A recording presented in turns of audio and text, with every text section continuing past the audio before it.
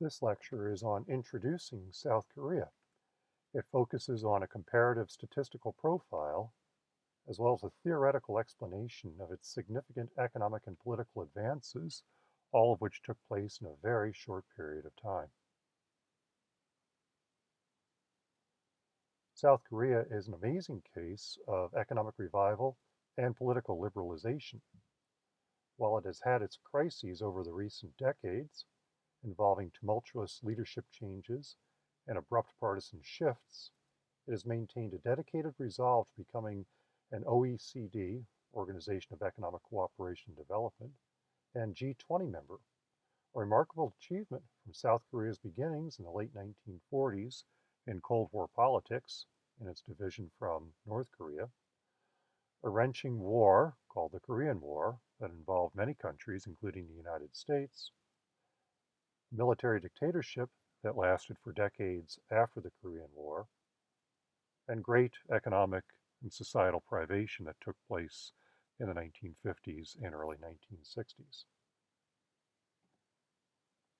Also worth mentioning is the fact that South Korea is in a very dangerous place, geopolitically speaking.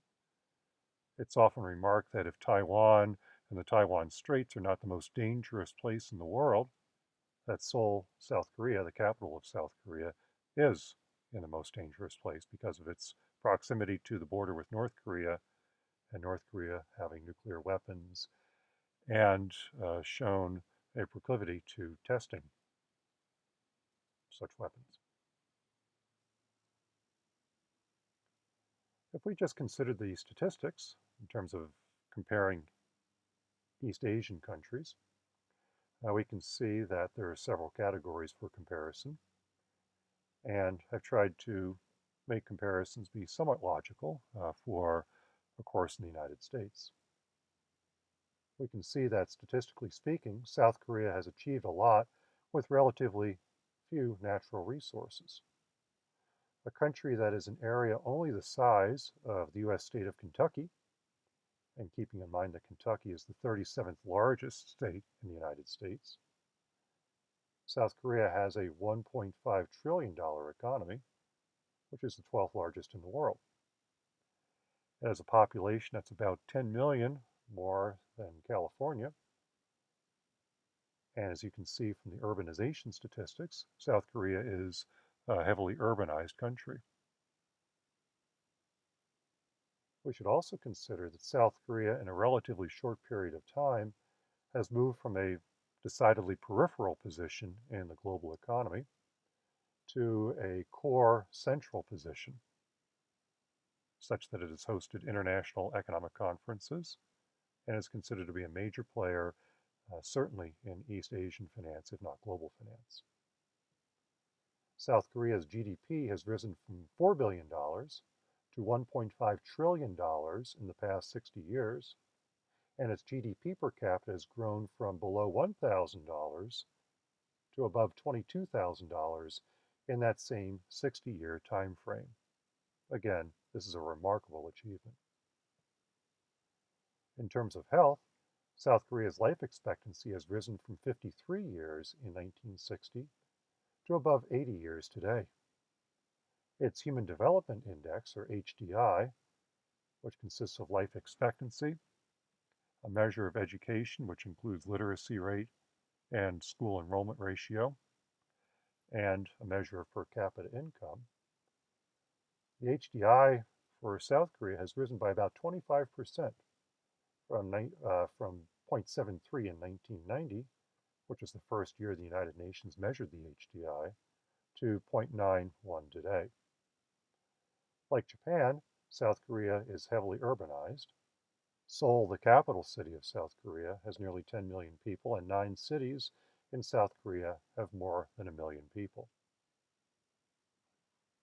And you can see as well, in terms of political systems, that South Korea was the latest to adopt its current political system, democracy, in 1987.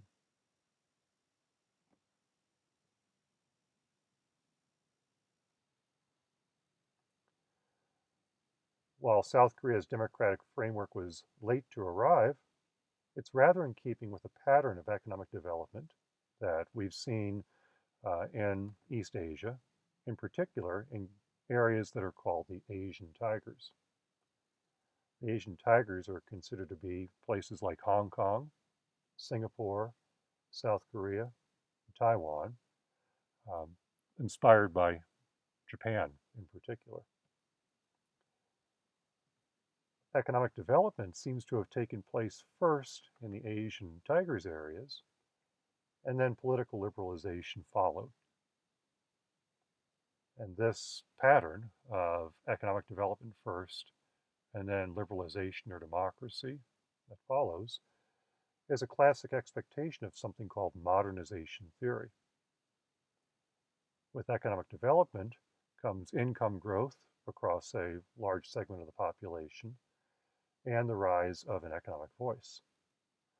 This idea was put forth by the famed political scientist and sociologist Seymour Martin Lipset from Columbia University and Stanford University. And I should note that he was a vital and vitally important academic. He was one of the very few people, in fact, two that I can think of, who were named president of both the American Political Science Association and the American Sociological Association. Theda Skocpol from Harvard University is the other person who has been given that dual honor. Lipset suggested that a society's robust economy must provide the strength for political voice to rise. The stronger the economy, the more likely that economic voice is spread across a wider expanse of the mass public. With that greater economic voice comes a greater demand for political voice and political liberalization. Democratization is thus predicted to occur after substantial economic development. Arguably, this took place in South Korea. Its economic development preceded democratization by approximately 15 to 20 years. South Korea now has a fully functioning democracy, as does Taiwan. And Taiwan developed its democratic system in 1995. Again, substantially after its economic development really took off.